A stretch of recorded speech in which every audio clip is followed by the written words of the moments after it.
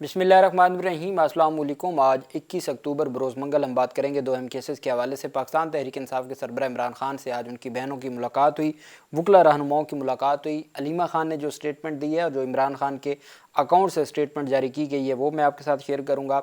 پاکستان کی موجودہ حکومت کی جانب سے جو بڑا سرنڈر سامنے آیا ہے اور خود وزیر اعظم نے حکم دے دیا ہے کہ وزیر اعلیٰ سہیل آفریدی کی ملاقات کے انتظامات مکمل کیے جائیں۔ یہ اچانک کیا ہوا اس کے اوپر بھی ہم بات کریں گے۔ ساتھ پاکستان تحریک انصاف کے سینئر رہنما کی درخواست پر ڈویژن بینچ اسلام آباد ہائی کورٹ نے اسٹے آرڈر دی ہے، وہ بڑا دلچسپ اور بڑی انہونی ہے۔ پاکستان تحریک انصاف کے رہنما کو اتنا بڑا ریلیف اس کے اوپر، اور پھر قومی اسمبلی میں جو پاکستان تحریک انصاف کے سربراہ عمران خان کی ہدایات کے مطابق بڑی نامزدگی ہوئی ہے، اس کی تفصیل بھی میں آپ کے ساتھ شیئر کروں گا۔ سب سے پہلے عمران خان کی سٹیٹمنٹ، پھر علیمہ خان کی جانب سے جو سٹیٹمنٹ دی گئی ہے، اور پھر ہم آ جائیں گے اسلام آباد ہائی کورٹ سے جو بڑی پیش رفت سامنے آئی۔ پاکستان میں عمران خان کہتے ہیں پاکستان میں ہارڈ اسٹیٹ کا جو تصور فروغ دینے کی کوشش کی جا رہی ہے وہ بالکل غلط ہے۔ ہارڈ اسٹیٹ کا اصل مطلب ایسی ریاست جہاں آئین کی بالادستی، قانون کی عملداری، عدل و انصاف کا نظام اور جمہوری آزادی ہو، جہاں ذاتی مفاد نہیں بلکہ ملک اور قوم کا مفاد مقدم ہو۔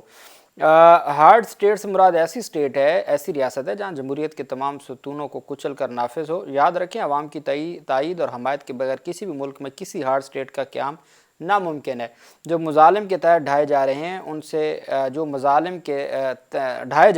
سے ریاست ہارڈ نہیں بلکہ اس کی جڑیں کمزور ہوتی ہیں اور گولیاں برسائی جاتی ہیں۔ خیبر پختونخوا کے عوام نے پاکستان تحریک انصاف کو بھرپور مینڈیٹ دیا۔ اس مینڈیٹ کے تحت یہ میرا آئینی اور جمہوری حق ہے کہ صوبے کی پالیسیاں میں مرتب کروں، چونکہ مجھے مینڈیٹ دیا گیا، کیونکہ میں براہ راست اپنی عوام کو جواب دہ ہوں۔ وزیر اعلیٰ خیبر پختونخوا سہیل آفریدی کا یہ حق ہے کہ وہ میرے ساتھ مشاورت کریں، صوبے میں ان پالیسیوں کا نفاذ یقینی بنائے جن کے لیے عوام نے ہم پر اعتماد کر کے ووٹ دیا ہے۔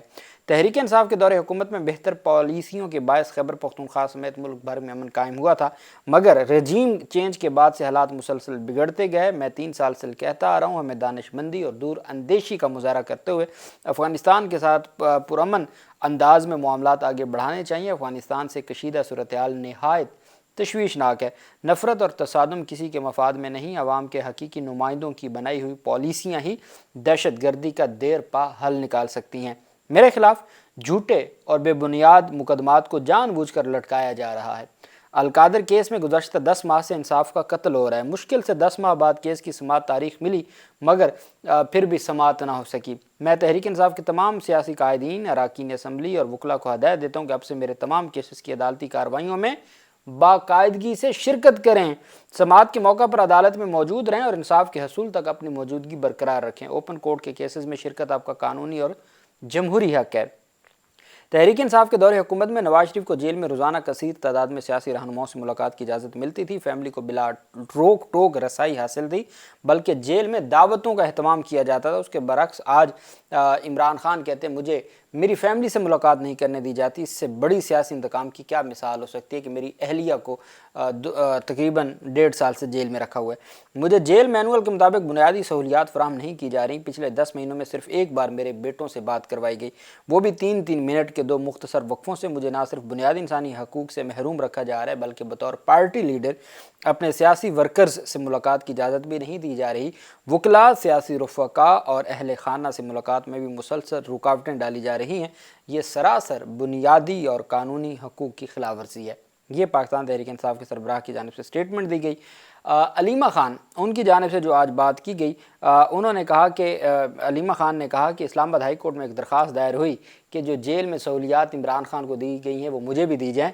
ہم بیان دیتے ہیں کہ ہاں جی بالکل ان کو وہ سہولیات دیں، اگر ان کو عمران خان والی سہولیات ملی وہ روئے گا۔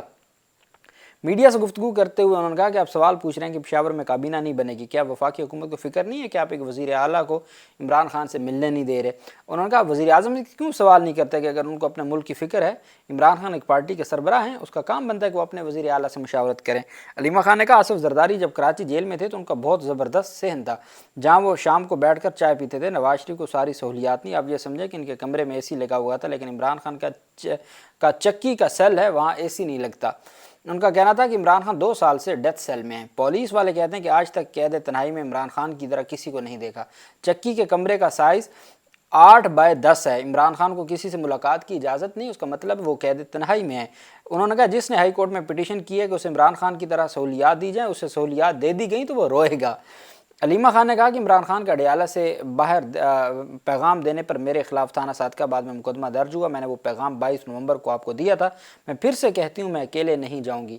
میڈیا کو مخاطب کر کے انہوں نے کہا میں نے پیغام آپ کو دیا تھا, جرم آپ نے کیا, کیوں کہ آپ نے اسے عوام تک پہنچایا ہے. ہم فیصلہ کر رہے ہیں کس کو کیا کرنا ہے. اگر میں جیل چلی جاؤں تو ہمیں اور ٹیم تیار چاہیے. علیمہ خان نے کہا فیصل ملک جو پیغام دے رہے ہیں ہم اس کی تصدیق کر کے پہنچا رہے ہیں. فیصل ملک نے کہا کہ اڈیالہ جیل میں آج صرف وکلا میں سے مجھے جانے دیا گیا اور باقی کسی کو اجازت نہ دی گئی.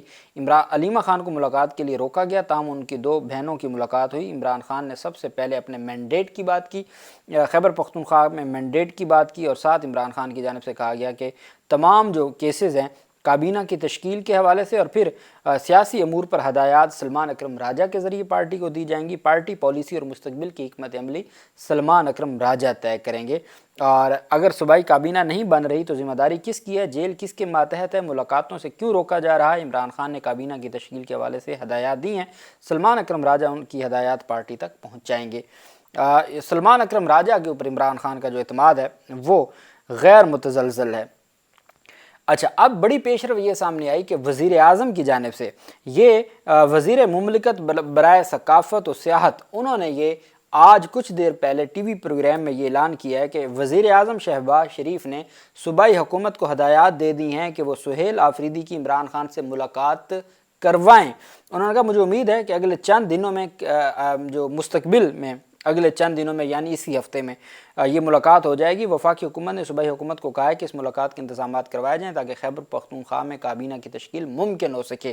چونکہ وزیر اعلیٰ نے کہا کہ اگر آپ یہ سمجھتے ہیں نا کہ ہماری کابینہ نہیں تشکیل ہوگی تو میں بھی آپ کو بتا دوں پھر میں ہر موقع پہ میں غیر حاضر ہی ہوں گا, چونکہ پھر یہ نہیں ہو سکتا کہ آپ ہمیں کہیں جی کہ آپ جو اپنے صوبے کی بہتری کے لیے آئیں اور آپ ہماری بات نہ مانیں, پھر ہر جگہ میں غیر حاضر ہوں گا. یہ بات سہیل آفریدی نے کی.